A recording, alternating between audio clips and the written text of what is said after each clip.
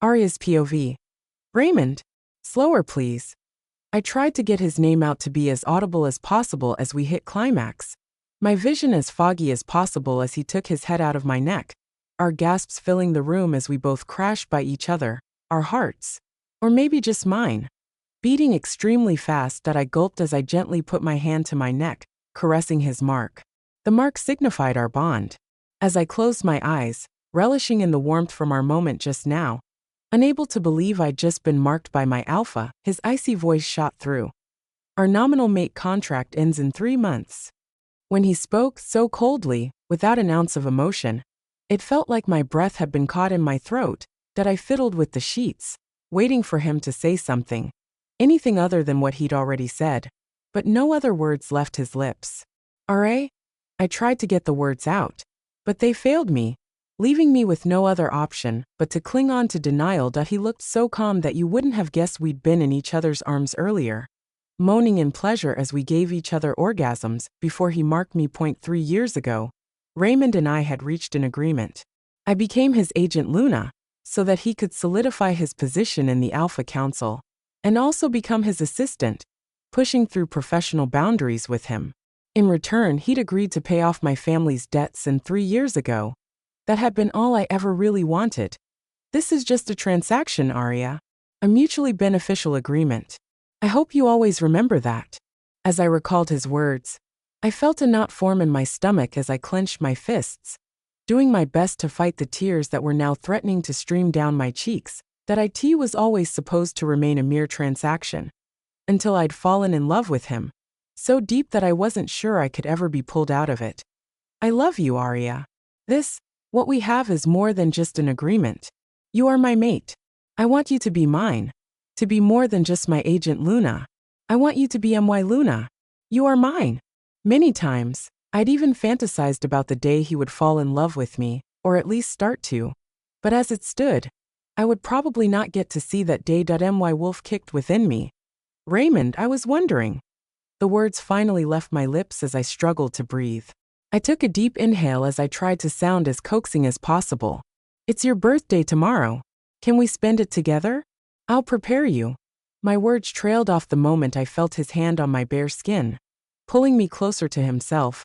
So close I could feel his hot breath that betrayed his cold expression on my skin, causing the hairs on my skin to stand as my wolf jumped within me. Do not try to change whatever this is, Arya. He paused, probably to check if he was passing his message across properly. His tone, as mocking as possible, he continued. Nominal mates, a contractual couple, and bed partners, that's all. He made sure to emphasize on the last part, and it was so hard on me it felt like a bulldozer had just been dropped on me. Did you love at all? Even once, all these years? I asked again, my throat so dry every word that came out of my mouth hurt. Not uttering a single response, he pushed me aside as he got off the bed, grabbing his clothes as he threw them on, ignoring eye contact with me like he would contract a disease if he did. If you don't. My voice started to trail off as the tears started to push even more. If you don't. Why does it seem like I'm the only woman you care about every time we make love? Every time I feel your touch. It feels far from just a contractual relationship. Every moment you're buried inside of me, your hands moving around my body. It feels real, Alpha Raymond. It still does. Finally, he turned to me, but his expression showed off how much disgust he felt from my words. It was just and will always be just a contract, Arya. He looked at me, like he was deliberating saying the next words. But then, he went ahead and just said it. She's back. Casually slipping out some money from his pocket as he dropped it on the table. He passed me one more unreadable expression before leaving. She's back. 2 words. 2 words that shattered me to the very core. She was his ex-girlfriend. I was her replacement. She was the first person he loved, and many times in his dreams, I'd heard him call out to her with so much emotional depth. You'd never believe the stoic expression he carried around. That I pushed myself to the table, where he'd dropped the contraceptive pill, as with a growing knot in my stomach and throat, I swallowed it, tears streaming down my cheeks as I held on tighter to the sheets that had been witness to the love we'd made, and his mark on me, that I suddenly felt my senses heighten. My heart beating even faster as I felt a strange movement inside of me.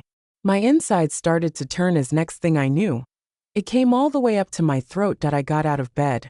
My steps quickening with each foot I put forward as I turned on the tap in the sink, letting it all out as I coughed, feeling weaker by the passing seconds. Increased breast size, feeling dizzy almost every time, weakness, weird cravings, delayed menstrual cycle. My heart ceased to beat as the realization dawned on me. No, it's not possible. I clung on to denial as I rambled through my things in the bathroom, looking for the pregnancy test kit I knew I had. I took in a sharp breath as I did the needful, waiting for it to show my results, my fate halting. After a few minutes, I took the test and staring at it, I felt my heart sink into my stomach as the double lines glared at me that I gulped as I held on even more to the sink. I'm pregnant.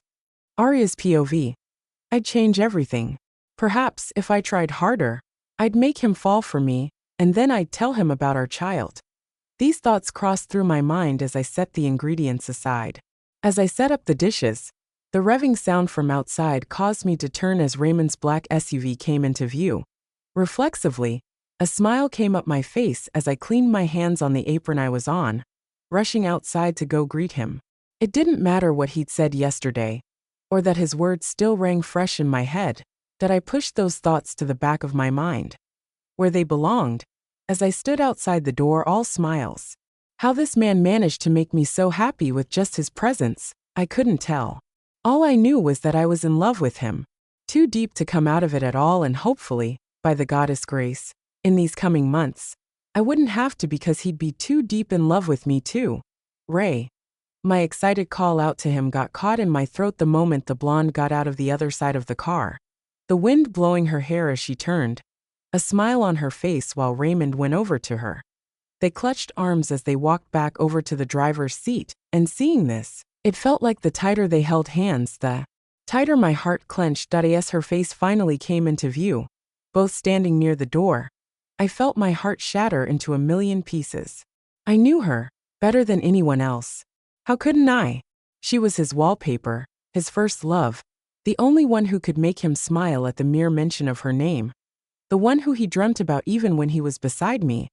She was Ashley. I felt tears start to well up in my eyes, but I dug my fingers into my skin, so hard it was enough to push the tears back in.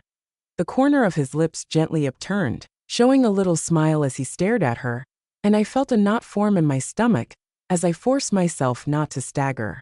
This was the most emotion he'd ever shown, and it hadn't even been an hour since she'd arrived. I cleared my throat, shaking my head as I moved closer to the doorway. Raymond, I was waiting for you. Ignoring me, he turned to Ashley, so gently that you could see the emotions in his eyes. Go in. I'll be with you soon. She stared at him for a while, hesitating before she walked in, and she'd barely even left when he grabbed my arm, so tightly my blood could have stopped circulating, as he pushed me into the wall by the corner. Don't call me by my name. His voice was calmer now, but still it sent out arrows. Arrows that hit my heart directly. Did you forget what I told you yesterday? He leaned in, his tone becoming icy as his breath burned through the layers of my skin. I swear to the goddess, Arya, if you pull something stupid again, something that gives off that there was ever anything between the both of us, I'll terminate our agreement, and you won't get a single cent. My heart ceased as the words got caught in my throat. I tried to speak, but I was too stunned. Raymond and I had never had a romantic relationship. Like he'd said before, what we had was just a nominal relationship, but he'd never been this way with me before. It was like he'd become a whole other person in just a day. He scanned me, like he was making sure he'd gotten the message across, and when he felt satisfied, he walked away to be with Ashley. For a long time, neither Raymond nor Ashley left the room, and it shattered me to think of what they could be doing behind closed doors. I shook my head as I looked down to my stomach, gently caressing it. Daddy isn't doing anything, baby. Don't let Mummy's thoughts corrupt you. I took a deep breath as I turned to Alice, the maid who hadn't been paying attention. Alice, help me heat up the dishes, please. I could have sworn I heard her scoff, but I ignored it, wanting to continue with what I was saying till she scoffed even louder. Are you ordering me around? Who do you even think you are? I stared at her confused, wondering what she meant by whatever she was saying. "Excuse me," she humphed, eyeing me before rolling her eyes as she chewed even louder on her gum. Something she'd never dared to do before. "Alpha Raymond has ordered the pack to conceal your Luna identity from his ex-girlfriend." She paused, eyeing me mockingly. "I heard that woman is the princess of the Bloodstone pack. In 3 months, she and Alpha Raymond will hold their mating ceremony." It felt like the heavens had just been dropped on me as I staggered, grabbing the flower table in the hallway to steady myself as I looked for traces of a prank in Alice's eyes. There were none. I felt my wolf kick in me at the mention of another woman getting married to our mate. "Alice, you."